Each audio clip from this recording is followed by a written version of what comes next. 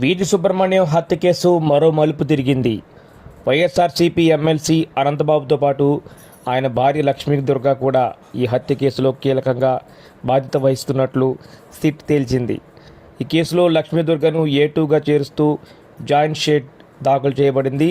SIT సేకరించిన CC footage, call data ఆధారంగా ఆమె ఈ హత్య కేసులో ప్రేరణకు ఇచ్చినట్టుగా, అనంతబాబుకు సహకరించినట్టుగా తేలింది.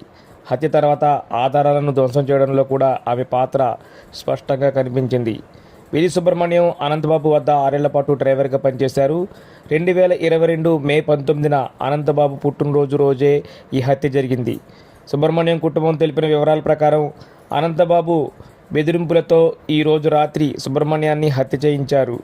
తర్వాత మృతదేహాన్ని తన వాహనంలో తీసుకురావడం పాటు కుటుంబాన్ని బెదిరించారని ఆరోపణలు ఉన్నాయి. కాగా ఆరంభ దశలో తల్లిదండ్రులు అసంతృప్తి వ్యక్తం చేసిన తర్వాత కూటమి ప్రభుత్వం సీట్ను ఏర్పాటు చేసి అడిషనల్ ఛార్జ్ షీట్ను దాఖలు చేసింది. ఇప్పుడు కేసులో లక్ష్మీ దుర్గ పాత్ర బయటపడింది. ఆమెను పోలీసులు నోటీసులు జారీ చేసి విచారణకు హాజరు కావాలని కోరారు.